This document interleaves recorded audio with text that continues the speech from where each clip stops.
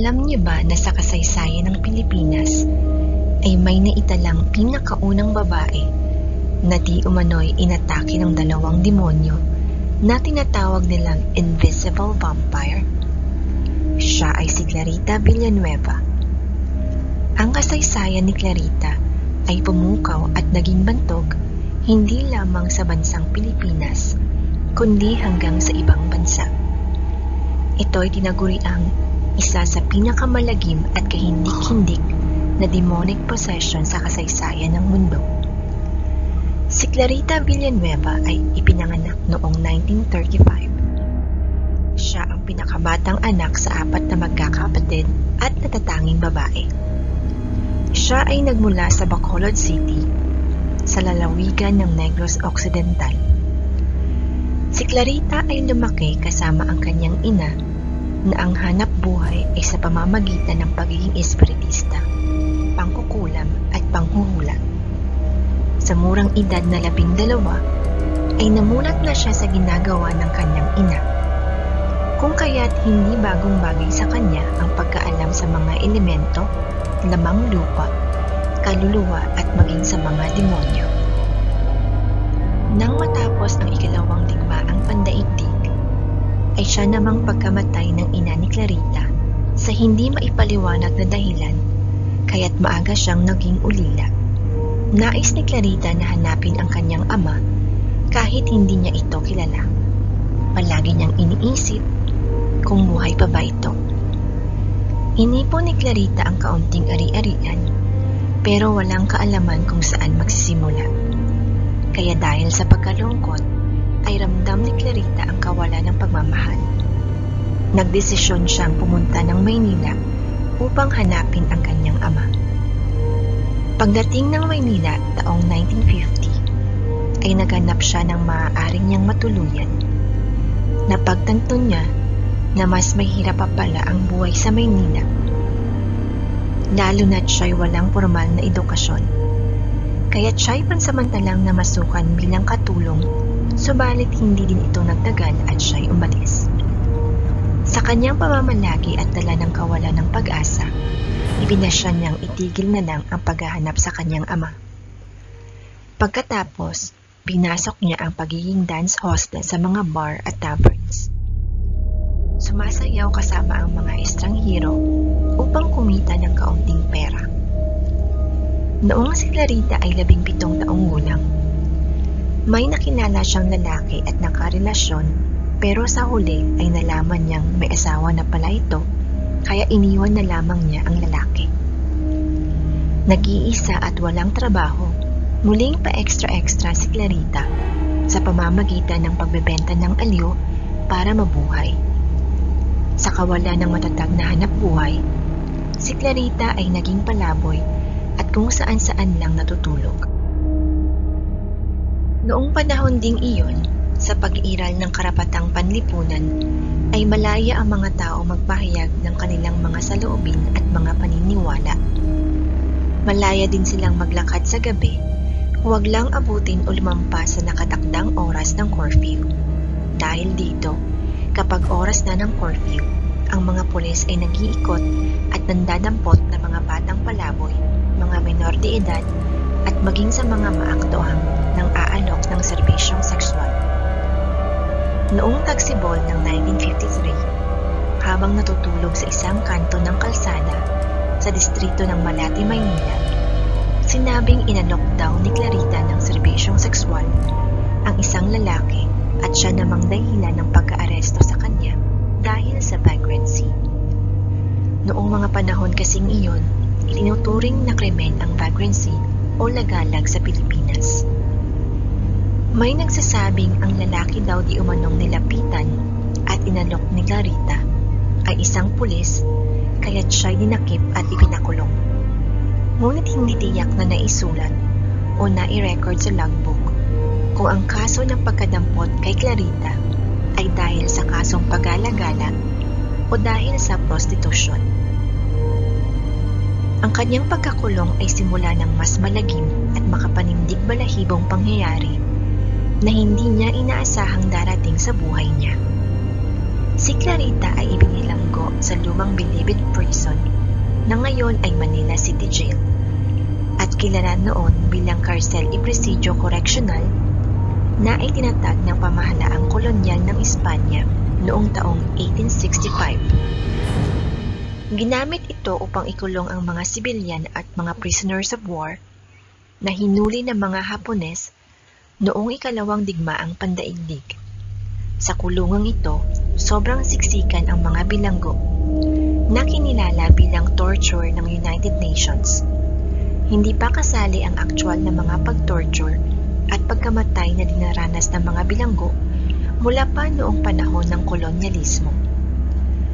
2 araw matapos ipasok si Clarita sa piitan, nagsimulang magpakita at manakit sa kanya ang mga demonyo na may nakakatakot na wangis. Nakahiga na siya sa mga oras na iyon nang biglang nagsimulang manakit sa kanya ang mga ito. Isang matangkad, mabalahibo, malaki ang mata at may matutulis na mga ngipin. Habang ang isa na may isang maliit na nilalang na nasa 2 hanggang 3 talampakan ang taas na parang isang tiyanak ang wangis at may matutulis na mga pangil. Sila'y nakahambala sa isang haligi, tumatalon at umupo sa ibabaw ni Clarita. Siya'y sumigaw na ang maliit na demonyo ay nagsimulang kagat-kagatin siya. Nagkaroon ng marka ng mga kagat ang kanyang balat at siya'y nagkasugat-sugat. Ayon sa mga ulat, inilarawan ni Clarita ang isang nilalang na may taas na lagpas sa 10 talampakan. Maitim na lalaki na may kulot na buhok sa buong katawan at may mahaba at makapal na bigote. Nakakagulat, ang nilalang na iyon ay may malaanghel na muka, dagdag pa niya. Ang mga doktor sa lumang Bilibid Hospital ay tumulong din at kanilang sinuri ang kalagayan ni Clarita, ngunit sila man ay nabigo at hindi maipaliwanag ang kanyang sinapit. Isang doktor na nagngangalang Manuel Ramos ay pinaratangan si Clarita na nagpapanggap lamang upang magkaroon ng atensyon at sumikat. Nang siya'y humarap kay Clarita, ay tinitigan siya nito at dahan-dahang sinabing, "Mamamatay ka." Kinabukasan, huminto ang puso ng doktor at siya'y binawian ng buhay na di man lang dumanas ng pagkakasakit. May mga nagsasabi na baliw di umano si Clarita, ngunit sila man ay hindi makapaniwala sa mga hindi maipaliwanag na mga nagsulputang kagat na misteryosong umabot sa kanyang likod, leeg, braso, binti at balikat. Ito'y iniulat ng Manila Chronicle, ang karagdagang balita tungkol sa nangyari kay Clarita. Mahigit sa 100 katao ang naging saksi at nakimarite sa tagpong iyon kasama ang hepe ng pulisya ng Maynila na si Colonel Cesar Lucero. Silang lahat ay pawang mga saksi at nagsasabing ito ay totoong pangyayari na tila halimbawa ng malademonik na gawa, gaya ng sa isang halimaw na umaatake subalit hindi nakikita. Si Clarita ay naghihirap, sumisigaw, at nagmumura kapag inaatake. Bagamat siya'y Pilipino, siya ay nagmumura sa wikang Ingles kapag inaatake ng mga demonyong siya lang ang nakakakita. Ang simbahang Katolika ay hindi nakapagpigil na suriin ang kalagayan ni Clarita. Malakas ang kanilang paniniwalang napoposes ng masamang espiritu ang dalaga. Nanindigan silang totoo ang nakikita ni Clarita sa loob ng bilangguan. May mga grupo ng mga espiritista ang sumuri rin kay Clarita, ngunit base sa kanilang salaysay ay espiritu lamang umano ni Juan Bautista ang gumagawa noon sa babae. Na agad namang tinutulan ng mga kawani ng Bilibid ang naturang suwestyon ng grupo, kaya pinaalis na lamang sila. Dahil doon, muling humingi ng tulong mula sa iba pang mga eksperto, surgeon, psychiatrist at mga propesor mula sa Far Eastern University at University ng Santo Tomas, ang mga doktor ng Hospital ng Bilibid. Sa Kasamaang palad, maging sila ay wala ring masabi sa eksaktong kalagayan ni Clarita. Isang araw si Kapitan Ganibe, na siyang pangunahing opisyal ng bilangguan at tagapangalaga ay nainis, kanyang sinaktan at tinadyakan si Clarita. Siya'y tinanong ni Clarita para sa munting krusipiko na madalas niyang suotin na isole ito sa kanya. Nagkunwaring hindi alam ni Kapitan Ganibe kung saan naroroon ang krusipiko. Sinabi ni Clarita, "Nasa iyong bulsa." Nagulat ang kapitan nang ito'y malamang na sa kanyang bulsa. Agad naman niya itong ibinalik. Isinumpa ni Clarita ang kapitan at sinabing, "Mamamatay ka."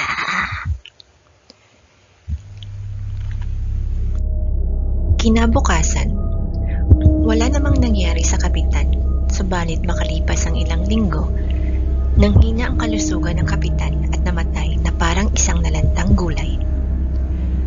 Kumalat ang balitang iyon at sinabing ang mga pananalitang galing kay Clarita na mamamatay ka ay sumpang may kapangyarihang galing sa demonyo.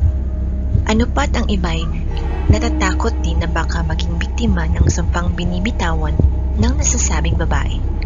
Mabilis namang kumalat ang pangyayaring ito hanggang sa makarating ito sa tanggapan ng alkalde ng Maynila na si Mayor Arsenio Lacson. Noong 18 ng Mayo, dinala si Clarita sa morgue ng lungsod para sa isang pagsusuri sa kanyang psikolohiya sa harap ng maraming mamamahayag, mga profesional sa medisina, mga nagmamasid-masid at mga politiko. Dinala si Clarita sa opisina ni Mayor Lacson. Siya'y tahimik na nakaupo malapit sa alkalde nang bigla siyang tumawa na para bang kinikindin ng isang tao at pagkatapos ay sumisigaw sa takot. Siya'y nagpupumiglas at nagwawala. Mismong ang alkalde ay tumulong na din sa paghawak kay Clarita. Sinasabi ni Clarita na mayroong kumakagat sa kanya. Ano pat binitawan ng alkalde ang dalaga. Ayon sa mga salaysay ng mga taong nandoon, ang mga kagat sa kanyang leeg at kamay ay basa pa di umano ng laway. Nang hilingan siyang gumuhit ng mga nilalang na kumakagat sa kanya, ay biglang lumipad palabas ng kanyang mga kamay ang lapis na para bang kinuha ito ng isang di nakikitang nilalang. Si Dr. Mariano Lara, ang punong medisina na eksperto, ay nagpahayag na si Clarita ay nasa katinoan ng kanyang pag-iisip at kanyang ipinasuri sa iba pang mga doktor, propesor at iba't iba pang mga espesyalista sa medisina. Samantala, itinusok ni Dr. Lara ang mga karayom kay Clarita habang siya ay napapalibutan ng 30 katao na nag-i-intern sa medisina. Si Clarita ay nasa bahagyang katatonikong kalagayan, ngunit waring hindi niya ramdam ang mga stimulus nang siya'y sinuri. Hiningan siya na gumuhit muli ng mga umatake sa kanya, ngunit sa halip ay kinain niya ang papel at nginuya ang lapis.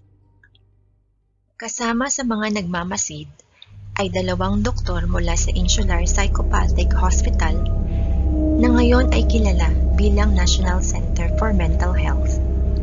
Sinabi ng mga psychiatrist na si Clarita ay may hysterical na psychoneurosis na may mga sintomas na katulad ng karaniwang demonic possession, tulad ng pagiging dependent, pagkaligalig sa gawaing sexual, at pagiging agresibo.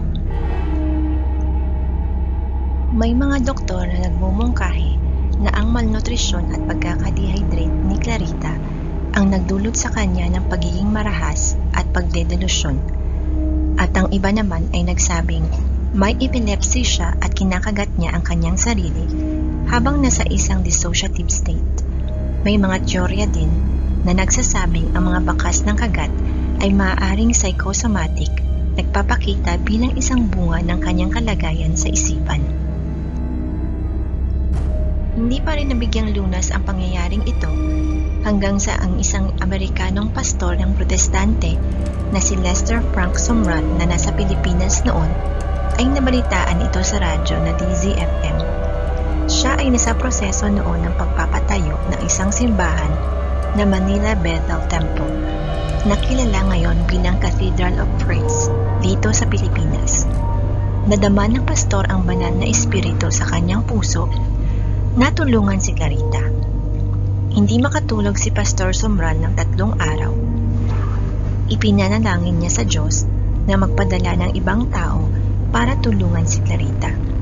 Ayon pa sa kanya, nangamba at kanyang pinag-isipan ang desisyon kung tutulungan ba niya ang dalagita o hindi. Subalit nakaramdam siya ng pagkahabag, kaya napagdesisyonan niyang tulungan si Clarita.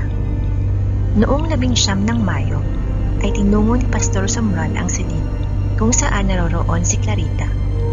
Biglang sumigaw si Clarita ng malakas at sinabi ang katagang, "I hate you!" At ang mga demonyo na nagpapahirap kay Clarita ay nagsimulang magmura sa pastor ng mga masasamang salita. Sinabi pa nila, "Hindi kami aalis sa kanya. Hindi kami aalis sa kanya." Sa unang araw ng pagpapalayas, tila nabigo ang pastor. Pabalik-balik namang inaatake ng demonyo si Clarita. Naramdaman ni Pastor Sumral na kailangan niyang magdasal ng mas marami at mag-ayuno sa pagkakataong ito. Mismong nasaksihan ng pastor ang hindi maipaliwanag na pangyayari. Buong katawan ni Clarita ay napuno ng mga kagat, hiwa at sugat na baon hanggang laman. Ayon sa salaysay ng Amerikanong pastor, ang mga demonyong nagpapahirap kay Clarita ay araw-gabi siyang inaatake. Ano pa't umaalingaw ang sigaw ng kaawa-awang dalaga sa buong pasilyo ng bilangguan. Sinabi ni Sumral na hindi dapat bigyan ng gamot si Clarita at huwag ding payagang makalapit ang iba pang mga relihiyosong tao upang manalangin sa kanya at ang pangalang Jesus lamang ang dapat mabigyan ng lahat ng kapurihan. Nang mag-alala na baka pagtawanan lamang siya ng mga reporter, ay kanyang ipinag-utos na huwag papasukin ang mga ito sa panahon ng eksorsismo. Pero nang malaman niyang karamihan sa kanila ay makasimpatiko sa kanyang paniniwala, ay pumayag din si Sumral. Dahil si Clarita ay Katoliko at tulad sa karamihan ng mga Pilipino, may nagbigay sa kanya ng rosaryo para di umano sa proteksyon. Hinahalikan at hinahaplos ito ni Clarita tuwing siya'y nangangamba at natatakot. Ngunit dahil sa protestante ang pinagmula ni Sumral, pinaalis niya ito, na iniisip na ang relihiyosong bagay ay pinamumuhayan ng masasamang espiritu at ang kanyang ginagawa ay nagpapakita lamang ng pag-ibig sa mga Diyos-Diyosan. Sa kanilang huling pagtutuos, tinulungan ng 2 iba pang mga ministrong Metodista si Sumral na mag-ayuno upang ihanda ang sarili para sa labanang espiritual. Sila ay nagpalitan sa pag-awit ng mga banal na awit at pag-uutos sa mga demonyo na umalis sa pangalan ni Kristo. Habang isinasagawa nila ito, si Clarita ay nagbabago mula sa pagiging mabait at maya-maya ay nagwawala. Habang ito ay nangyayari, ang mga bagong dental impressions o marka ng kagat ay muling lumilitaw sa kanyang balat at ito'y kanilang nasaksihan. Nang sabihin ni Clarita na ang mga demonyo ay lumabas na sa bintana, inakala ng lahat na tapos na ito.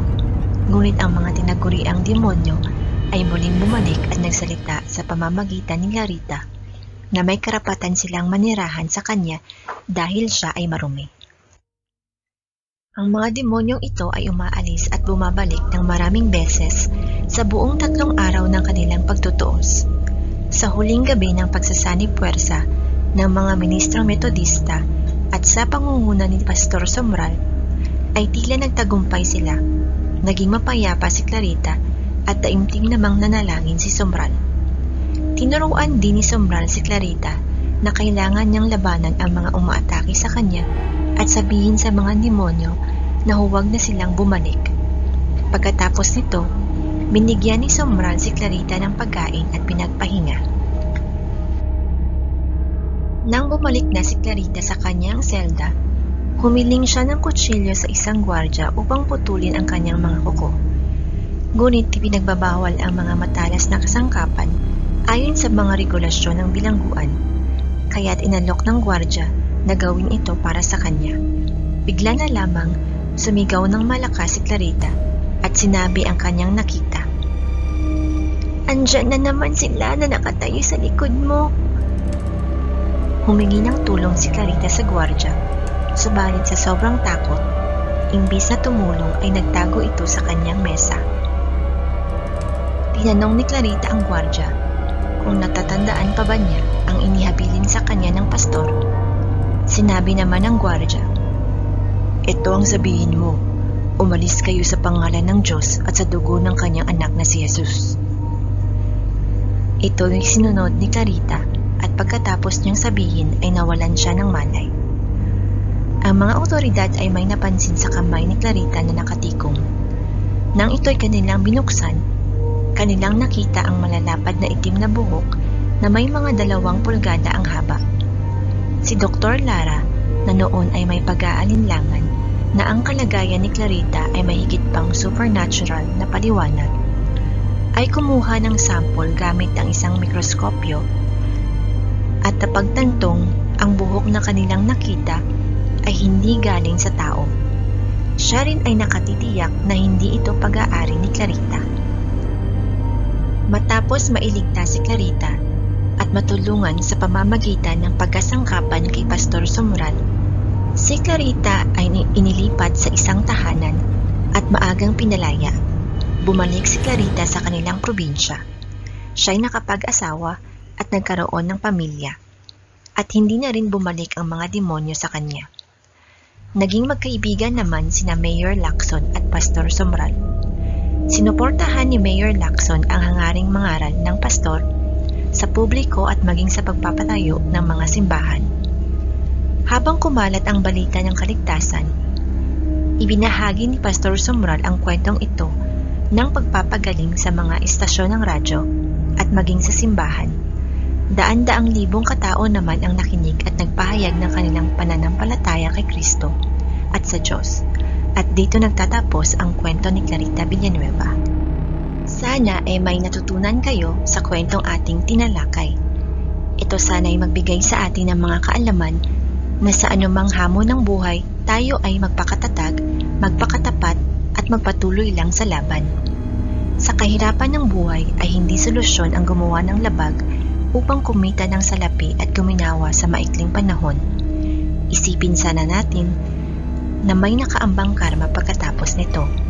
Tayo ay magsikap at magtiwala sa ating mga kakayahan at sa magagawa ng Diyos sa buhay natin. Huwag humintong mangarap at magpatuloy sa paggawa hanggang sa maabot natin ito.